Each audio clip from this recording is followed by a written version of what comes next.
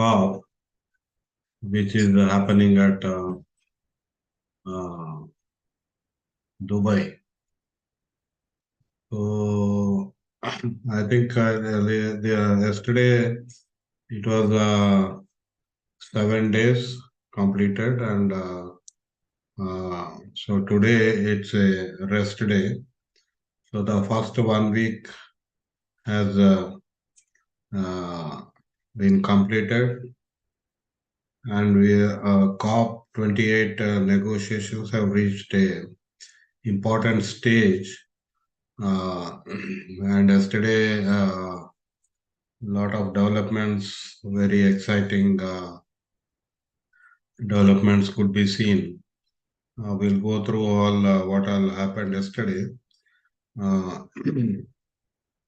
but today, 7th December, is the rest day. So tomorrow we will not be having a review.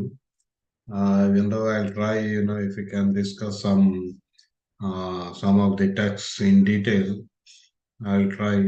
But otherwise, we will again meet on 9th December.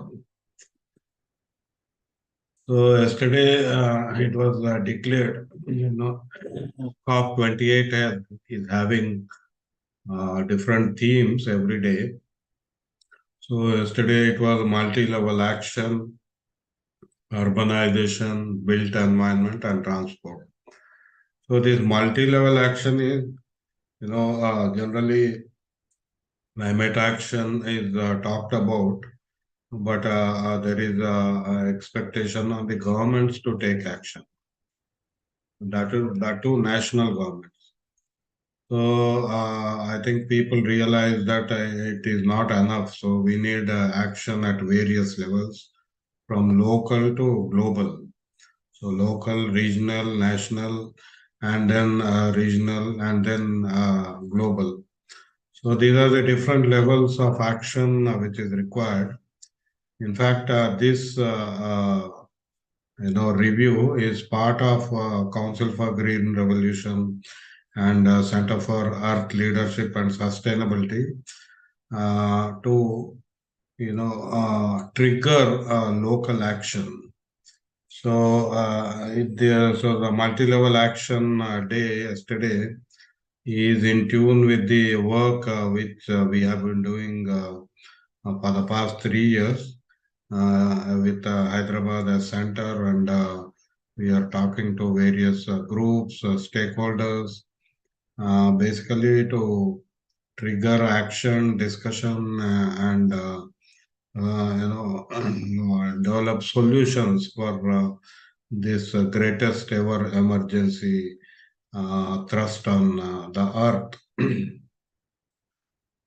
So yesterday, as I mentioned, it was Urbanization and Transport Day, and they also launched cement and buildings breakthroughs. Basically, because building sector is also a major contributor to carbon emissions and also air pollution. So that's again one of the sectors.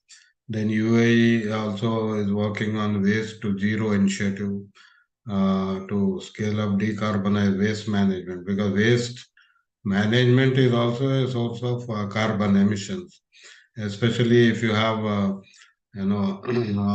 huge mountains of solid waste. They generate methane, and even if you are doing any processing of that waste, like waste to energy plants, even they emit carbon emissions. So decarbonizing waste management is another major area of work, and UAE has kicked off this waste to zero initiative.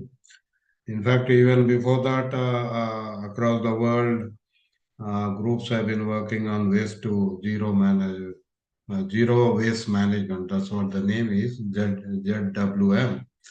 And in Kerala, very pioneering work has been done. Himachal Pradesh work has been done, and UNDP has been working on zero waste management for long.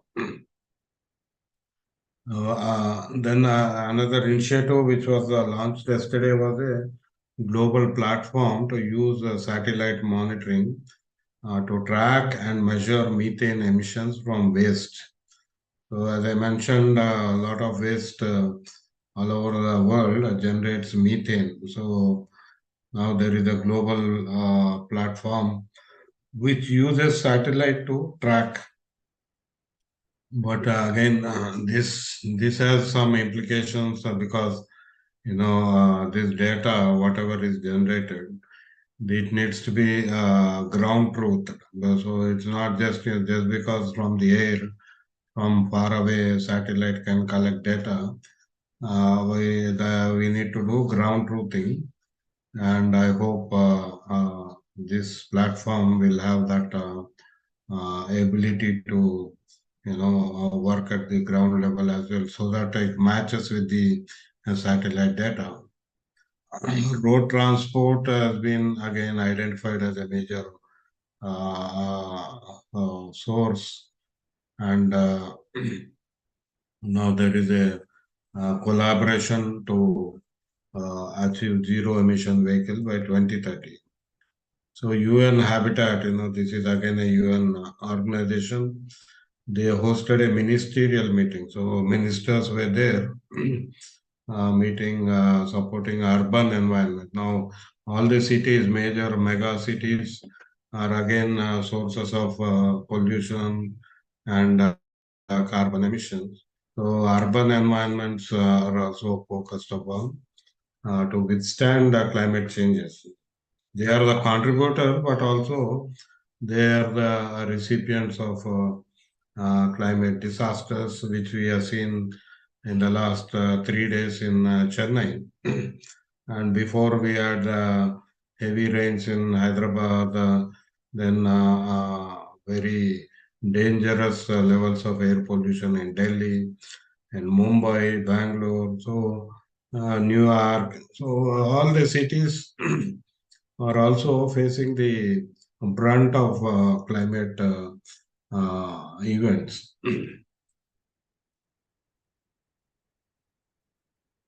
So the building and construction, they developed a new key partnerships, and we are yet to get more information on what kind of partnership yesterday they were arrived at. So basically, sustainable cities is what is being talked about. And then we have a cement and concrete breakthrough. In fact, it started long back, on COP26 at Glasgow. So now they are trying to mobilize finance for these initiatives, basically which are looking at creating more equitable human settlements, more sustainable and healthier. Now the words, we need to see what it means. Again, if you look at Indian cities, now there is more focus on skyscrapers. So huge, tall buildings, 50 stories, 100 stories, and then multiple towers. So these are being seen as a development and modernization, and getting on par with the developed countries and the cities in developed countries like New York, Boston, London, Singapore. So people try to compare that and feel they have become modern and achieved something. But then are these, tall skyscrapers healthier? Are they sustainable? Are they going to lead to equitable human settlements? Basically, everyone getting a house or everyone getting access to house. I think these are the critical things because homeless people are increasing, and homeless population in US is larger than any other country.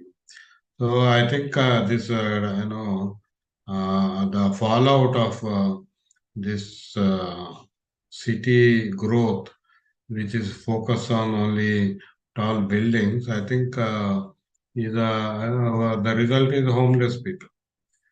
So we need to see if this cement and concrete breakthrough is looking at it.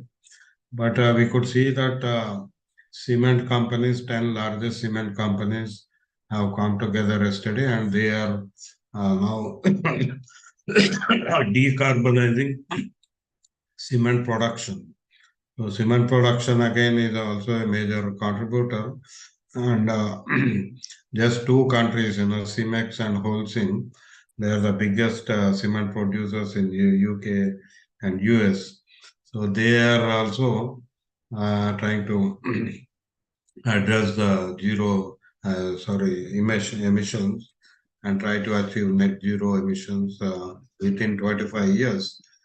That again is very long because when other sectors, especially oil and gas and steel industry, many other sectors have declared their target as 2030, including automobiles. So why cement industry is talking of 25 years?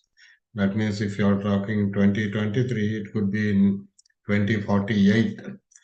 So I think there needs to be a more ambitious target for cement industry. Now there was also a meeting on sustainable cities, urbanization, and digital transformation.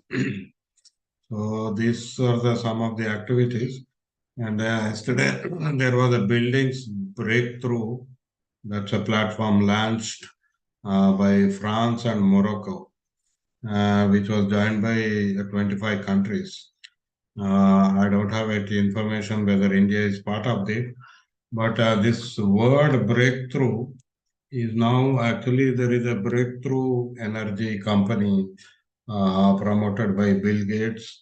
And on 5th December and earlier also this breakthrough energy has organized a lot of activities. So this word which keeps popping up in various events yesterday is probably linked to the activities or coordination done by this Bill Gates led company. So if that is the case, I think we need to watch what kind of solutions are being promoted as part of this breakthrough in buildings, breakthrough in cement and concrete, a breakthrough in transport. So all these areas we need to be more careful and have a critical view on what is being discussed there. And there was a global offshore wind alliance. In fact, this was launched before, not yesterday, but yesterday they had meetings, and I think the three stakeholders joined. Four joined again this alliance. So California as a city, the EU Commission, Panama, and Brazil countries have joined. This alliance includes national governments, it includes states, so like California or tomorrow Telangana can be there, or any other sub-national states can be there, and number of private sector and civil society actors. So they are also part of this alliance. So this alliance is trying to build a wind energy across the globe, and their ambition is to increase the wind energy to 380 gigawatts in 2030 by 2030. So next 7 years they want to achieve 380 gigawatts. If you want to compare, in comparison, actually the pledge which was signed on December 1st, it says the world is looking at 11,000 gigawatts of renewable energy capacity. So this 380 gigawatts is a part of that 11,000 gigawatts of renewable energy capacity, which means Wind energy, the percentage will be still be very small. But this is offshore. So onshore is something else. So seashore and around sea, we know a lot of winds are there. And though the wind energy is has the potential to increase onshore, but this is offshore. So, like in Andhra Pradesh, we have wind energy systems near Anantapur and various other places across India, and not a single wind energy source in Telangana. So again, we need to see why it has not happened. Because long back, 10 years back, Government of India has done a study and they have identified potential sites where wind energy can be harnessed for electricity development. So I think the new government in Telangana has to focus on this as well. Now, transport, as I mentioned, it accounts for 22% of global carbon dioxide emissions.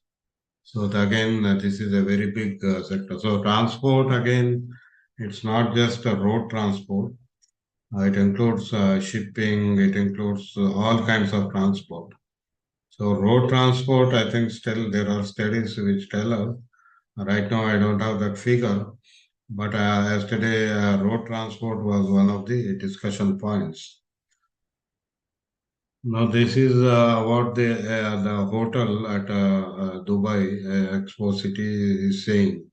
It is saying we are planting 28,000 trees for rooms booked during COP28.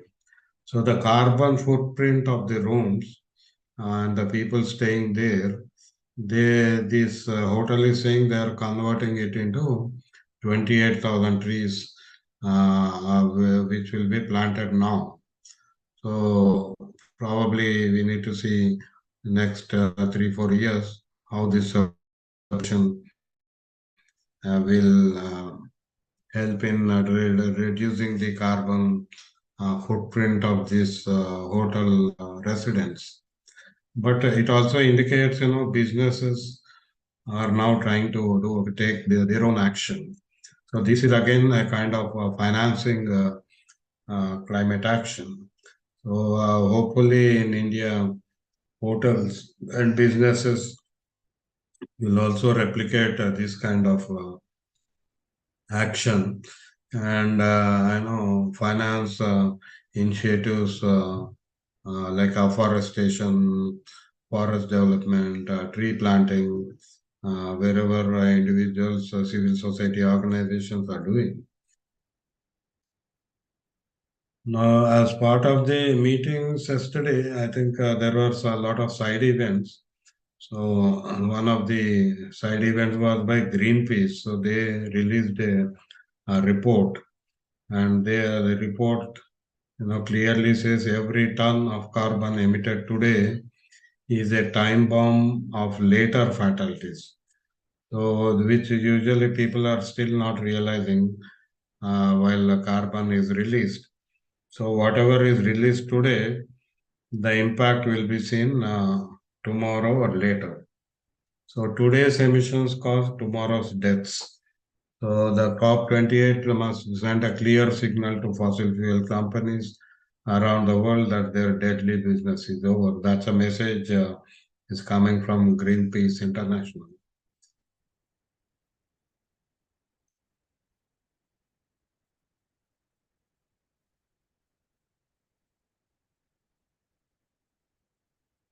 Then we have Vanessa Nakate. She's a young climate activist from Uganda. She has been attending a lot of COPs. I think now she has grown up. So she, as part of this Greenpeace event, she was there, and she wants countries to hold fossil fuel industry accountable for the lives they endanger. So we need polluters to pay. I think that's what he's saying. So polluter pays principle is coming again and again. in this COP and before as well. And we have been talking about it for the past 30 years. Whenever you're talking of Patancheru pollution or industrial pollution in Telangana and Andhra Pradesh. So there was this opinions about COP28. Some are very suspicious, some are very positive, some are very pessimistic. So different views are there. So this director of Potsdam Institute for Climate, research, he says that there is no doubt COP28 has to be the mitigation COP. So basically, he's looking at fossil fuel phase out. So the outcome of COP28 must be that all the oil and gas and coal nations of the world see what we are truly at the beginning of the end of fossil fuel era, and that we are now starting to bend the curve properly. So he's asking for reduction or phase out or completely stopping of fossil fuel usage, and he wants all nations to be part of this. Now, as part of a human settlement program, executive director spoke in that multi-level action day. So she said housing and urban development ministers now speak with the same voices as cities and local government. So this, I think, congruence from local mayors, local government, and the national ministers is being emphasized upon. So this kind of congruence, I think, needs to be achieved in India. We have a National Development Council where all the states are members and the union government is also there. So under federal structure of India, this National Development Council plays a major role. But unfortunately, this Development Council should have taken up this climate action as part of its agenda, but it did not take up, which is unfortunate. I hope we will trigger, we can pressurize government to take up that as part of the agenda of National Development Council so that all the states and center work in tandem and in coordination on climate action in India. Now, yesterday we discussed that 2,456 fossil fuel lobbies are attending COP. So again, that report mentioned, all of them together are multifold than 10 climate vulnerable nations. So this is the data we get. Somalia sent 366 members, Chad sent 554, Niger, Guinea-Bissau, Micronesia, Tonga, Eritrea, Sudan, Liberia, Solomon Islands. So when you total all these together, the number of delegates, they are lesser than the delegates sent by this trade association. You can see Emissions Trading Association sent 116. Then Clean Resource Innovation Network 60. Indian Federation of Indian Chambers of Commerce and Industry, FICCI, they sent 54. World Business Council for Sustainable Development 49. So all these business and fossil fuel lobbies, they are sitting in the COP and probably either promoting their business or trying to dilute provisions which can impact on their business. So we'll continue to report on the delegations because now the data has come of on who are the participants there. So maybe tomorrow or day after we'll discuss who are there as delegates from India and elsewhere and see how the participation is going. Now coming to the main crux, main crux of the COP28 negotiations is COP28 is negotiations. So negotiations were very, very crucial, and COP28 is there. But all these events which we discuss right now, they are all side events or events, basically meant to give a message, and they are also meant to, bring viewpoints together, perspectives are given amplification. All that happens, but still COP28 is about negotiations. I think that we should not forget. So yesterday, 17 draft decisions have been delivered. So these decisions, in fact, all the texts will be handed over to COP28 presidency. And next week, they are going to work on that along with the ministers and then come out with a consensual decision. So this 1 week is the work is done by delegates. So next week, of course, delegates will be there, but now it will be more led by the presidency, COP28 presidency, and then the ministers and policy makers. So we had 17 draft decisions delivered and 29 draft conclusions also delivered. And still there are 83 draft negotiating texts which are still basic, and they could not arrive at any decision on that.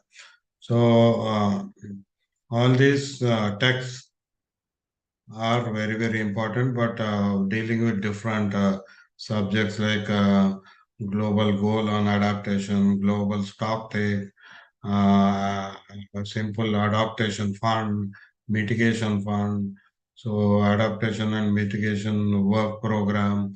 So different streams of negotiation as part of Paris Agreement and also as part of Kyoto Protocol and various other subsidiary bodies. So we will again go to detail in a few minutes. But before that, the global goal on adaptation, there was a stalemate because the negotiators could not agree on any text. So everyone had their own viewpoint and they were not agreeing on a single text. And the disagreement is on also on procedure. So what kind of procedure should be set for to achieve a global goal on adaptation? So ultimately, now it is going to be put before the ministers so that they set a direction for this work on global goal on adaptation. Now, these are, important. This is just one on global stock take. Now, global stock take is also part of mitigation work program. But importantly, here you can see the how the text moved. So yesterday at 4:30, 4:25, there was this 24-page text, and by 4:32, they reduced it to 12.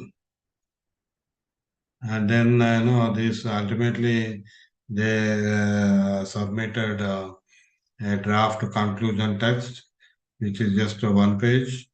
And then at 12:35, they have submitted a draft negotiating text, again 1 page.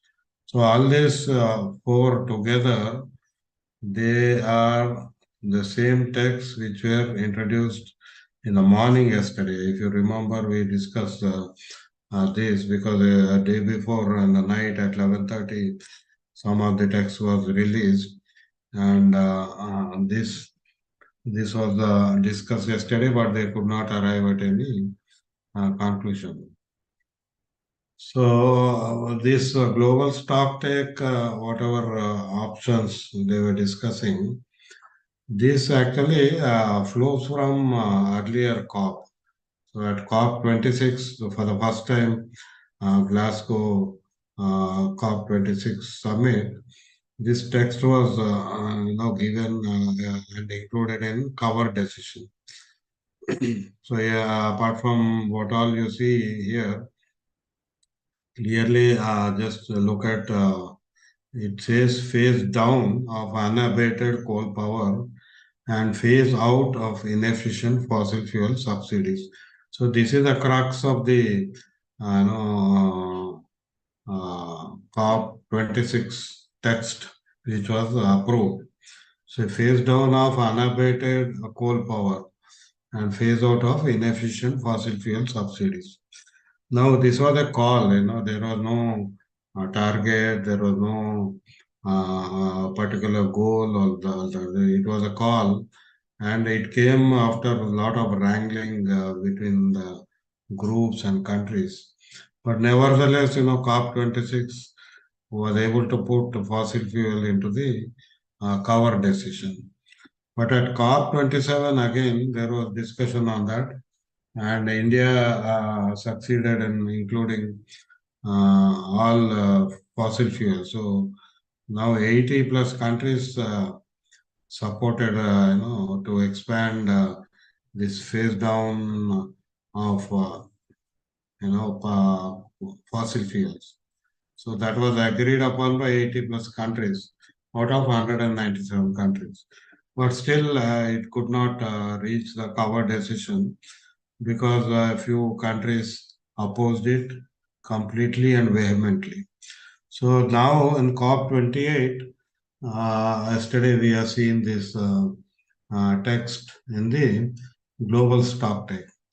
So this is, this is now being called as the energy package, and this energy package gives, A, B, C, D, E, F, and within that A, B, C, D, there are options. Option one, option two, and so each within this ABCD we can see, and this is just a call upon parties. It's not again binding or whatever. So here, if you look at the option one, it includes what was there in the pledge, which was taken on December 1st, and India is not part of that pledge.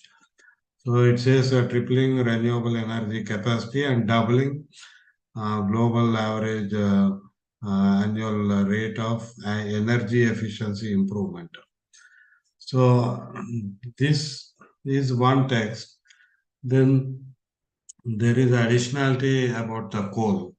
So India did not sign that pledge because that additional clause on coal was there. I suppose that this text is more acceptable. And then you can see option two is no text. But then I think everyone is not on the board for even this, because even though 118 countries signed that pledge, which has the exact wording as here, option one, but still there was not much of a consensus when it was included in the global stocktake negotiating text. You can see in C, option one says an orderly and just phase out of fossil fuels. Phase out is, basically reducing. Now, all the, if you remember the controversy of a COP28 president saying there is no science behind fossil fuel phase out, and there is a lot of furor over that, and a lot of scientists came out and they again presented the evidence where fossil fuel phase out is required, because unless the fossil fuel use is reduced, carbon emissions will not decrease. So this being a straight conclusion from the science, the political decision which should have followed has not yet come. So there, I think these discussions are happening, and there are several options being discussed. So here in E, this says phasing out inefficient fossil fuel subsidies over the medium term. This is again a very past I think somewhere in COP 5 or 6, this was proposed. So now it has been brought back and put it as one of the options. So then you can see rapidly increasing the deployment pace for zero emission vehicles. Zero emission vehicles is basically, I think they have to avoid using petrol and diesel cars. So Europe has actually already announced that by 2030 they will not have any vehicle which uses diesel and petrol. And France, I think, has already phased out petrol and diesel cars. Uh, so several countries are taking some such measures, but this is a global proposition where everyone has to follow that. So this option one, option two, I think has gone as it is into the to the presidency. So no change has been done to the text, even though the entire day they had a discussion. Now you can see how who opposed what. That became clear apparently yesterday. So China, India, and the Arab group, which includes Saudi Arabia, proposed deleting the entirely the energy package. So the one I showed right now, that is called as energy package. This is a paragraph 35, and all this A, B, C, D, E, F, and then within that option one, option two is all together called energy package. And China, India, and Arab group proposed deleting it entirely. So deleting it entirely means what is the alternative they have proposed is not yet clear. But then Russia and Iraq, they proposed adding text. They said natural gas as a transition fuel. They said because the shift can be problematic. They said we can add permission for using natural gas as a transition fuel. Now, natural gas is also a source of emission, but still far lesser than diesel and petrol. So that's why that's a proposition. China itself has also proposed new text. They said recognizing the important role of fossil fuels in facilitating the energy transition while ensuring energy security. Energy security has always been a national issue and challenge for all the countries. So India, in the 1970s, to achieve energy security, it had to play with Arab countries because Arab countries are a major oil producers. So gradually we expanded our energy sources, but still the dependence of India on imports of oil, gas, and coal, I think is a concern. That's where energy security is being talked about. So, but here in the text, when China is proposing that, people think energy security is a code for building a long-lived gas infrastructure. So, which is not aligned with the 1.5 degree centigrade pathway. So, basically, by meaning energy security, China wants to build gas infrastructure as an alternative to phasing out petroleum. So ultimately, I think some text also emerge which looks very reasonable. So Trinidad and Tobago, very small country, on behalf of AOSI, this is again a regional grouping. So the new option is phasing out of fossil fuels in line with the best available science and IPCC pathways and principles and provisions of the Paris Agreement. So this, looks very good, proposition because it is talking about science, and how science has to be followed, and then the pathways. IPCC has suggested a lot of pathways. So one of the pathways, can be integrated into this decision. So there is some support for this, but ultimately the text went to the presidency without any edition, without any editing.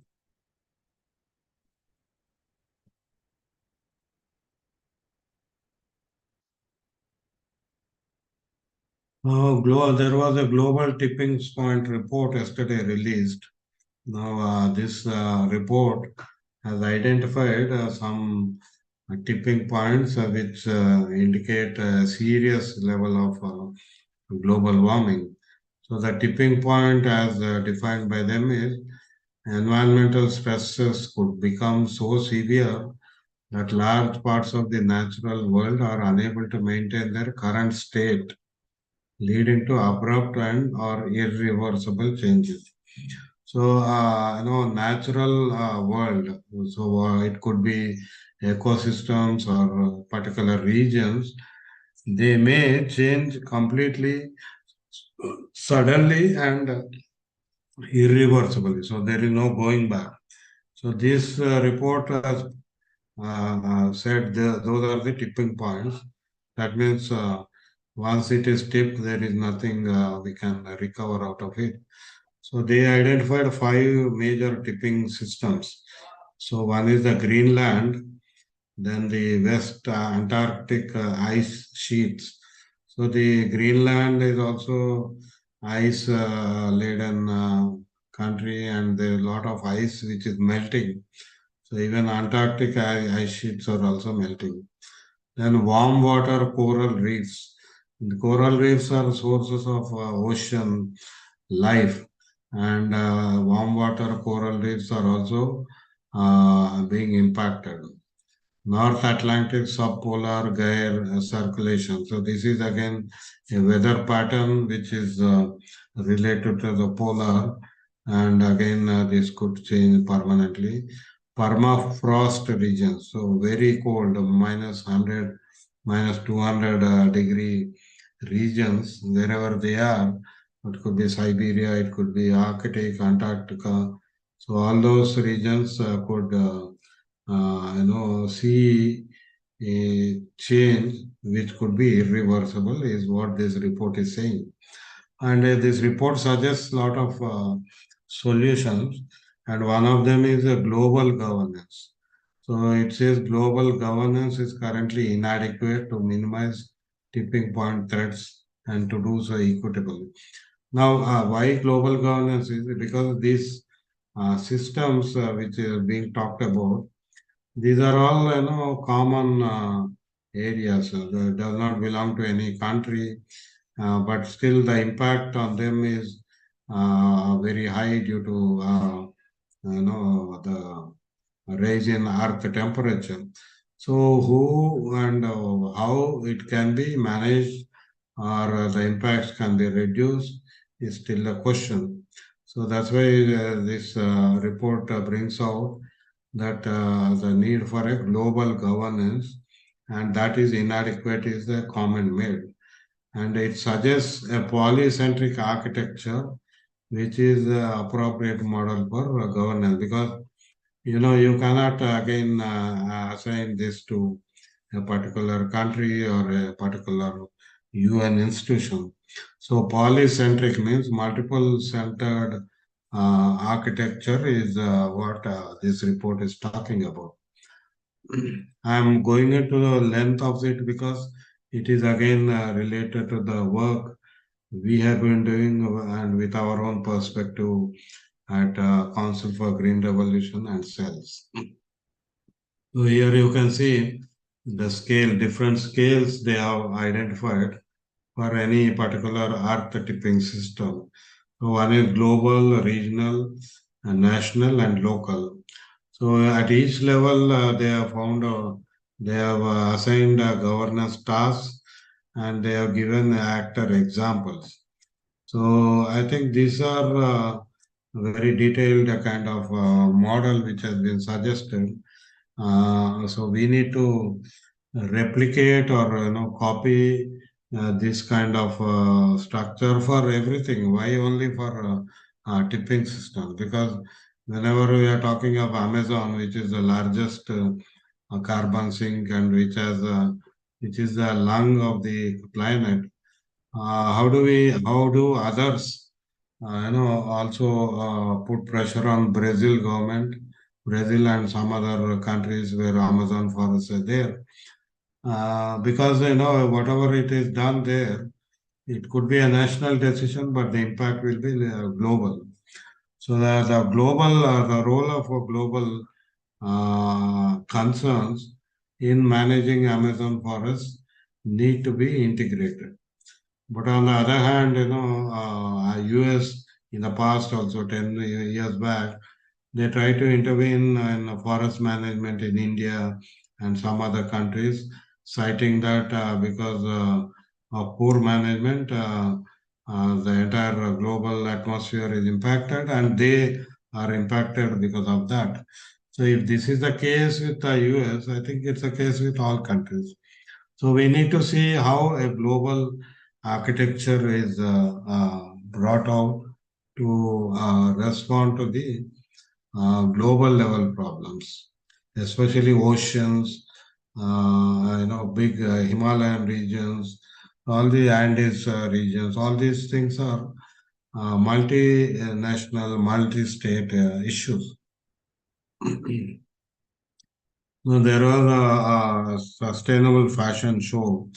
In fact, in COP26, there was a declaration of sustainable fashion where fashion companies from developed countries, they came together and they declared some goals. We are not sure if they have discussed this progress yesterday, but at least there was an event related to that. Then, on December 2nd and 3rd, there was local climate action summit. So 250 mayors and governors were there, and some $467 million were mobilized for urban climate action. Then there was another observation. We are talking about gender, women participation, and equity in that. So one NGO, they did a study and they saw that out of 140 world leaders who were scheduled to speak, only 15 are women. So that is just over 10%. So this again is a concern because women leaders have not inadequate number in COP28. And then the delegations analysis is done, and they found that 62% are male and 38% are female. So this is the ratio of delegations at COP28. So as I mentioned in the beginning, today, 7th December is rest day. So there will be no negotiations.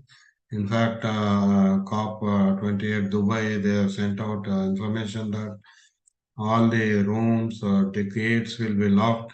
No one will be allowed inside the blue zone where the negotiations are happening. But of course, I think even green zone is also restricted. So tomorrow, 8th December, there will be events. So I could note 90 events are scheduled, apart from the negotiations which will begin now directly under the direction of the COP28 presidency. So this is the update for 6th December. Uh, now I'll switch to Telugu briefly. నిన్న 6 December నాడు 3-4 themes మీద సమావేశాలు జరిగాయి. Multi level action అని, అంటే వివిధ స్థాయిల్లో చర్యలు ఎట్లా తీసుకోవాలి, వివిధ స్థాయిల్లో చర్యలు అవసరము అనే ఆలోచనతోటి మల్టీ లెవెల్ యాక్షన్ మీద కొన్ని కార్యక్రమాలు చేశారు నిన్న.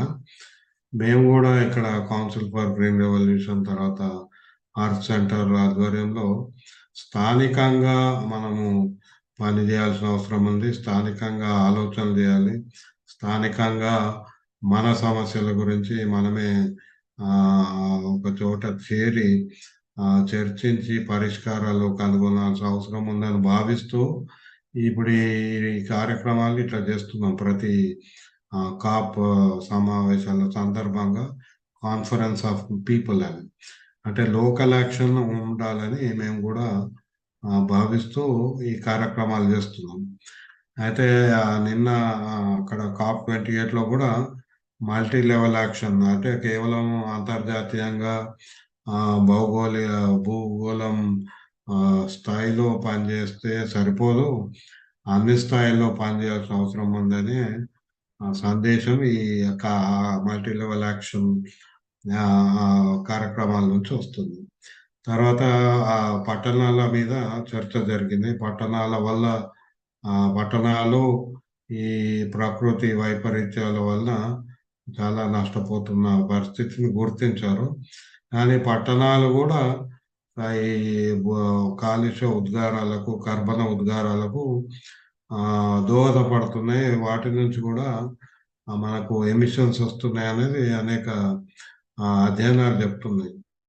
అంటే ఆ పట్టణాల్లో ఉండే వాహనాలు కావచ్చు, బిల్డింగ్ కన్స్ట్రక్షన్ కావచ్చు, భవన నిర్మాణ రంగం కావచ్చు, పరిశ్రమలు కావచ్చు, తర్వాత ఈ చెత్త పడేసి ఆ చెత్త నుంచి కూడా మీథేన్ గ్యాస్ వస్తుంది. దాన్ని కాలబెడతారు. ఆ కాలబెడత కూడా కార్బన్ ఉద్గారాలు వస్తాయి. ఇవన్నీ కారణంగా ప్రతి పట్టణం కూడా ఈ ఈ వాతావరణ మార్పుకి దోహదపడే కర్బన ఉద్గారాలను విడుదల చేస్తుంది. అట్లాగే ఈ క్లైమేట్ చేంజ్ వలన వాతావరణ మార్పులు జరిగి విపరీతమైన వాతావరణ ఇది వైపరీత్యాలు, ప్రకృతి వైపరీత్యాలు పట్టణాల మీద ఎక్కువ కనపడుతుంది. అది హీట్ ఐలాండ్ ఎఫెక్ట్ వల్ల కావచ్చు, వెట్ బల్బ్ టెంపరేచర్ వల్ల కావచ్చు, ఇంకా అనేక కారణాల రీత్యా పట్టణాలు కూడా వీటి వల్ల నష్టపోతున్న పరిస్థితి చూస్తున్నాం. అందుకే నిన్న మంత్రుల స్థాయి సమావేశం జరిగింది. అక్కడ ఒక జాయింట్ స్టేట్మెంట్ ఇచ్చారు. అది ఆ స్టేట్మెంట్ ప్రతి మనకి ఇంకా అందలేదు. కానీ అందులో ఏం మాట్లాడారు ఏందనేది మనం మళ్ళీ అది అందినప్పుడు మాట్లాడదాం. ఇది కాకుండా నిన్న చాలా ముఖ్యంగా ఈ చర్చలకు ఏదైతే ముసాయిదా ప్రతిపాదనలు ఉన్నాయో ఇవన్నీ కూడా అక్కడ నిన్న ప్రెసిడెన్సీకి అందజేయడం జరిగింది. ఎందుకంటే మొదటి వారం పూర్తయినప్పుడు ఆ మొదటి వారంలో ఈ వివిధ ఇది చర్చలు ఏవైతే జరుగుతాయో వివిధ అంశాల మీద వాటన్నిటి ప్రతులను అంటే ఒక అంగీకారానికి వస్తే మంచిది. అంగీకారం రాకుంటే వాళ్ళు ఏ దశలో ఉన్నా కూడా ఆ దశలో ఉన్న ప్రతులను ముసాయిదాను మన ప్రెసిడెంట్కి ఇస్తారు. వచ్చే వారం దాని మీద మళ్ళీ మంత్రుల స్థాయిలో, ప్రెసిడెన్సీ స్థాయిలో చర్చలు జరుగుతాయి. చివరికి ఒక ఏకాభిప్రాయం వస్తే దాన్ని ప్రకటిస్తారు. రాకుంటే ఇక అక్కడికి వదిలేసి మళ్ళీ వచ్చే కాప్ సదస్సులో నిర్ణయాలు తీసుకోవడం జరుగుతుంది. అయితే ఇక్కడ నిన్న జరిగిన సమావేశంలో దాదాపు 17 ఏవైతే ప్రతులు ఒక దశకు చేరిన ఇచ్చారు. ఇంకా కొన్ని డ్రాఫ్ట్ కన్క్లూజన్స్ ఉన్నవి. కొన్ని అయితే ఇంకా ప్రాథమిక స్థాయిలో ఉన్న దాదాపు 83 అవి కూడా అందజేయడం జరిగింది నిన్నటి సాయంత్రం వరకు. సో వీటిల్లో ప్రధానంగా మనం మాట్లాడే గ్లోబల్ స్టాక్ టేక్ మీద చర్చలు జరిగినాయి. వేరే కొన్ని రూమ్లలో జరిగిన చర్చలో ఏకాభిప్రాయం రాలేదు. తీవ్ర విభేదాలు కూడా ఉండినాయి. అయితే గ్లోబల్ స్టాక్ టేక్ లో మొన్న రాత్రికే కొన్ని ప్రతిపాదనలు తోటి ఒక ముసాయిదా ఇవ్వడం జరిగింది. ఆ ముసాయిదాలో ఒక దగ్గర ఈ శిలాజ ఇంధనాల మీద ఒక 8 ప్రతిపాదనలు వచ్చాయి. 8ని ఆప్షన్ 1, ఆప్షన్ 2గా విడదీసి ఒక 6 ఆ, ఆ, వాటిలో ABCDEF కింద పెట్టి ఇవ్వడం జరిగింది. అంటే ఇది ఈ ప్రతినిధులు ఎవరైతే డెలిగేట్స్ ఉన్నారో వాటిని చర్చించి దాని మీద ఒక అంగీకారం తీసుకునే అవకాశం ఉంటుంది. అయితే ఈ గ్లోబల్ స్టాక్ టెక్ లో మొన్న ఇచ్చింది దాన్ని ఎనర్జీ ప్యాకేజ్ అని అంటున్నారు. అయితే భారతదేశము, చైనా, ఇంకా కొన్ని అరబ్ గ్రూప్ దేశాలు ఈ మొత్తం ఎనర్జీ ప్యాకేజ్ని తీసేయండి అని అడుగుతున్నారు. ఇందులో ఆశ్చర్యం ఏంటంటే ఆ, ఇప్పుడు ఆ ఎనర్జీ ప్యాకేజ్లో మొట్టమొదట ఏ కింద ఆప్షన్ 1 ఉన్నది. ఆప్షన్ 1 ఏమంటుంది? Tripling renewable energy capacity to reach 11,000 gigawatts by 2030 and doubling energy efficiency అని ఇచ్చారు. ఇది ఇందులో బొగ్గు ప్రస్తావన లేదు, కానీ భారతదేశానికి మొదటి నుంచి కూడా బొగ్గు ప్రస్తావన మీద ఉన్నది. ఎందుకంటే మేము బొగ్గు మీద ఆధారపడ్డాం, మీరు బొగ్గును తగ్గించండి అంటే మేము ఆర్థిక రంగం నష్టాల్లో ఉంటుంది, మేము ఒప్పుకోము అని భారతదేశం గత 3 కాపుల నుంచి చెప్తుంది.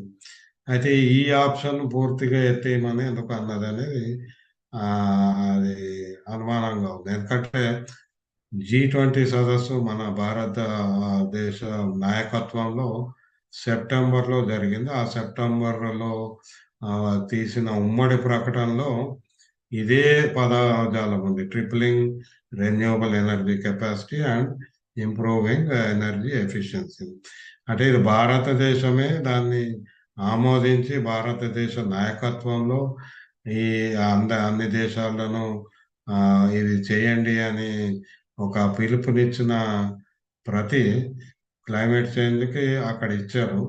మరి అందులో పెట్టిందే వీళ్ళు ఆప్షన్ పెడితే భారతదేశం అది మొత్తం ప్యాకేజ్ ఎత్తివేయమని వాళ్ళు చెప్పడము అది విచిత్రంగా ఉంది. తర్వాత చైనా కూడా దీన్ని వ్యతిరేకిస్తుంది. ఇతర రష్యానేమో కొంత వేరుగా ఒక ప్రతిపాదన ఇచ్చారు. కొన్ని చిన్న దేశాలు ఒక మంచి సూచన ఇచ్చారు. ఆ సూచన అంటే మనం సైన్స్ పరంగా విజ్ఞానం అందిన మేరకు ఈ శిలాజ ఇంధనాలను ఆ, క్రమంగా తగ్గిద్దాము అనే విధంగా ఒక సూచన చేశారు. కానీ ఆ సూచన కూడా అందులో ఉంచారు, కానీ దాని మీద ఆమోదం రాలేదు. సో ఇప్పుడు వచ్చే వారము ఆ, దాని మీద ఆ, ఈ ప్రతిపాదన మీద ఆ, చర్చలు జరుగుతాయి కాప్ ప్రెసిడెంట్ ఆధ్వర్యంలో. తర్వాత మా మంత్రులు కూడా ఉంటారు. ఆ, అందరు మంత్రులు ఉంటారా, కొందరే ఉంటారా అనేది అది చూడాలి. కానీ మంత్రుల స్థాయికి ఇప్పుడు ఈ ముసాయిదా ప్రతులన్నీ కూడా ఇవ్వడం జరుగుతుంది. సో వచ్చే వారం మొత్తం వారం కూడా ఇక రోజు రోజు ఉత్కంఠ ఉంటుంది, ఎందుకంటే దీని మీద ఏమన్నా వస్తుందా లేదా అని. అయితే ఇక్కడ మనం గమనించాల్సింది COP28 ప్రెసిడెంట్ ఒక ఇంటర్వ్యూలో, ఒక వెబినార్లో అసలు ఈ శిలాజ ఇంధనాలను తీసివేయండి, తగ్గించండి, క్రమంగా తగ్గించండి అని ఏదైతే ఆ ప్రతిపాదన ఉందో దాని వెనుక సైన్స్ లేదు, దానికి శాస్త్రీయంగా రుజువు కాలేదు, దానివలన ఈ కాలుష్య ఉద్గారాలు, కార్బన్ ఉద్గారాలు తగ్గుతాయని చెప్పే సైన్స్ లేదు, రుజువు లేదు అని అన్నాడు ఆయన. దాని మీద పెద్ద ఎత్తున దుమారం రేగితే మళ్ళీ తెల్లారి తర్వాత కాప్ వాళ్ళ ఆఫీస్ అన్నది లేలే, ఆయన అట్లా అనలేదు, ఆ, అది పొరపాటున దాన్ని విపరీత అర్థాలు తీస్తున్నారు, సైన్స్ మీద గౌరవం ఉంది COP28 ప్రెసిడెంట్కి. తర్వాత మేము కూడా ఈ శిలాజ ఇంధనాలు తగ్గించండి అని మేము అడుగుతున్నాము. సో మాకు దీని మీద ఎట్లాంటి కాంట్రవర్సీ లేదని వివరణ నేర్చుకున్నారు. అయితే ఆ వివరణలో ఆయన ఆ రోజు అన్న కొన్ని మాటలను మాత్రం తిరస్కరిస్తున్నట్టు కానీ ఖండిస్తున్నట్టు కానీ చెప్పలేదు. అంటే ఆ రోజు మరి COP28 ప్రెసిడెంట్ సుల్తాన్ అల్ జబీర్ ఆలోచన ఎట్లా ఉంటుందో కానీ ఈ ఈ COP28లో ఆయిల్ కంపెనీల ప్రతినిధులు చాలా ఎక్కువ ఉన్నారు. దాదాపు 2456 మంది అక్కడ ఉన్నారు. వీళ్ళందరూ కలిసి దీని మీద ఒక ఇది ఆ, శిలాజ ఇంధనాల మీద నిర్ణయం రాకుండా లాబింగ్ చేస్తున్నారని అందరికీ అనుమానం ఉంది. కాకపోతే నేను నిన్న గ్లోబల్ స్టాక్ టెక్లో ప్రతిపాదన చూస్తే మనకు ఆ, వీళ్ళు ఎంత ప్రయత్నం చేసినా దాన్ని ఆ ప్రతిపాదనలో పెట్టడాన్ని అడ్డుకోలేకపోయారు అనేది స్పష్టం. రెండవది, ఇప్పుడు వారం ఉంది, ఇంకో వారం ఉంది కాబట్టి ఈ వారంలో ఇంకా ఒత్తిడి పెరుగుతుంది. ఎందుకంటే ఆ, ఐక్యరాజ్య సమితి డైరెక్టర్ జనరల్ కూడా ఈ శిలాజ ఇంధనాలను క్రమంగా తగ్గించడమే మనకు ఉత్తమమైన మార్గం అని ఆయన రెండు మూడు సందర్భాల్లో COP28లో COP28 ప్రెసిడెంట్ సుల్తాన్ అల్ జబీర్ సమక్షంలోనే ఆ, ఆయన ప్రసంగంలో అన్నారు. అంటే ఆ ఒత్తిడి రకరకాల వ్యక్తుల నుంచి వస్తుంది. కాకపోతే ఈ ఆ, పెద్ద దేశాలు, పారిశ్రామిక దేశాలు, ఆ, ధనిక దేశాలు కూడా దీన్ని వ్యతిరేకిస్తున్నాయి. పూర్తిగా ముందుకు పడి వ్యతిరేకించకుండా లోపట లోపట దీన్ని వ్యతిరేకిస్తున్నారు. ఎందుకంటే అమెరికా ఆ, పేరుకి మేము మిథేన్ తగ్గిస్తాము, ఇది తగ్గిస్తాము, అది తగ్గిస్తాము అంటారు కానీ వాళ్ళ పెట్టుబడులు పెంచుతున్నారు. అన్ని దేశాలు, కేవలం అమెరికానే కాదు. సో యూరోపియన్ యూనియన్, భారతదేశం, చైనా చెప్తుంది ఒకటి, చేస్తుంది ఒకటి అనేది స్పష్టంగా కనపడుతుంది.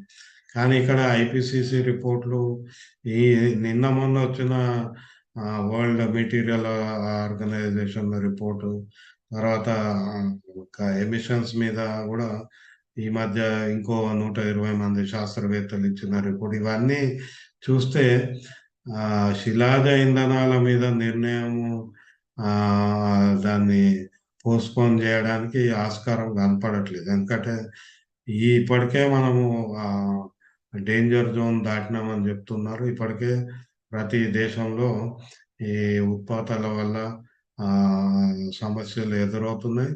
తర్వాత భూమి యొక్క ఉష్ణోగ్రత నవంబర్లో పెరిగిందనేది కూడా మనం చూస్తున్నాం. 18 నవంబర్ నాడు దాదాపు 2 డిగ్రీలకు చేరింది.